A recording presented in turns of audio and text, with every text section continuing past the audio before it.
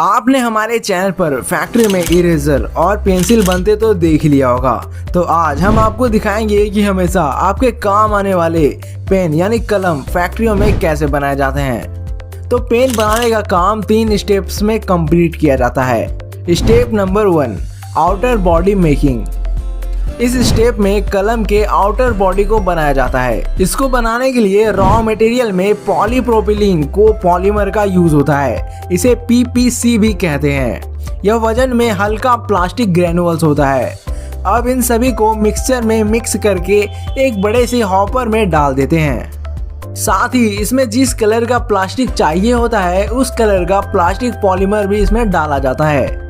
यहाँ एक vacuum tube इस PPC ग्रेनुअल्स को बड़े से गर्म भट्टी में ले जाती है, जहाँ पर ये पिघलकर मोल्डिंग मशीन में चले जाते हैं। और कुछ इस तरह से मोल्डिंग मशीन से पेन का आउटर बॉडी तैयार किया जाता है। बिल्कुल इसी प्रक्रिया द्वारा पेन का कैप और रिफिल ट्यूब्स भी तैयार कर लिया जाता है।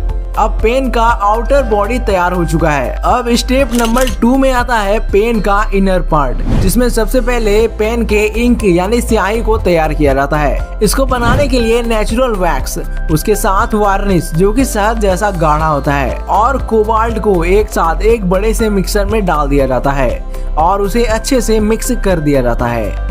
और जिस भी कलर का स्याही या इंक चाहिए होता है उस कलर के पिगमेंट को डालकर मिक्स कर देते हैं और कुछ इस तरह से इंक तैयार हो जाती है। अब पेन का सबसे इम्पोर्टेंट पार्ट बनाया जाएगा, जो कि पूरे पन्ने पर घूम घूम कर उसमें स्याही को छाप देता है। जी हाँ, अब इस चमकीले टाइनी मेटल बॉल्स को बनाया जाता है। इसके लिए स्टील के पतले वायर को बॉल हैंडिंग मशीन में डाला जाता है, जो इन तारों को काट कर कुछ इस तरह से बॉल्स का शेप दे देती है। चलिए इस प्रोसेस को थोड़ा स्लो मोशन में देखते हैं। तार अंदर जाते ही एक कटर द्वारा काट दी जाती है और सामने से 10 टन जितने वजन से दबाकर उसे बॉल्स का शेप दे दिया जाता है और उसे कुछ ऐसे एकदम परफेक्टली स्फेरिकल शेप दे दिया जाता है। अब इस बॉल्स को पॉलिश करने के बाद एकदम चमकदार कर दिया जाता है। तो अब नीब को बनाया जाएगा, जिसमें कि ये छोटी छोटी मेटल्स बॉल फिट होने वाली है। इसके लिए खोखली मेटल ट्यूब्स को पॉलिश कर उसकी कटिंग कर दी जाती है और कुछ इस तरह उन टुकड़ों को कोन का शेप दे दिया जाता है। और फिर तैयार मेटल बॉल्स को इस मशीन में डाल दिया जाता है, जहां ऑटोमेटिक ये बॉल्स छोटी छोटी निब्स में फिक्स हो जाते हैं।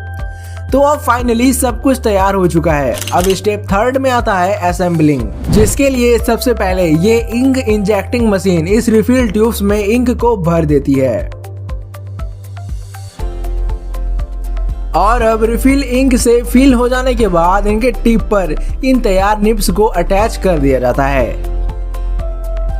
आपने अक्सर देखा होगा जो सस्ते कलम होते हैं वो उल्टी कर देते हैं, मतलब कि जिन्हें जेब में रखने पर वो अपने आप कलम के पीछे से उसकी स्याही निकल जाती है, जिससे हमारे कपड़े तो खराब होते ही हैं, साथ ही जेब में रखा जो भी सामान होता है वो भी रंग बिरंगा हो जाता है। ये कलम की उल्टी करने वाली घटना जिन जिन के साथ हुई है कमेंट में जरूर बताना। और ये उल्टी वाली घटना ना हो इसलिए रिफिल के पीछे सिलिकॉन जेली को इंजेक्ट कर दिया जाता है। तो अब रिफिल भी बनकर तैयार हो चुका है और पेन का आउटर बॉडी और कैप तो पहले से ही तैयार था। अब इन सभी को असेंबल कर दिया जाता है और ऐसे हमेशा आपका साथ देने वाला कलम तैयार हो जाता है। अब इतनी जानकारी दी है तो वीडियो को बिना लाइक किए मत जाना और कमेंट में जरूर बताना आप कौन सी कंपनी का पेन इस्तेमाल करते हैं। और ऐसे ही जानकारी से भरपूर वीडियोस को देखते रहने के लिए हमारे चैनल को सब्सक्राइब जरूर कर लें। अब फैक्ट्री में पेंसिल कैसे बनती है ये जानने के लिए इस वीडियो पर क्लिक करके वीडियो को जरूर देख लेना। वीडियो काफी अच्छी है।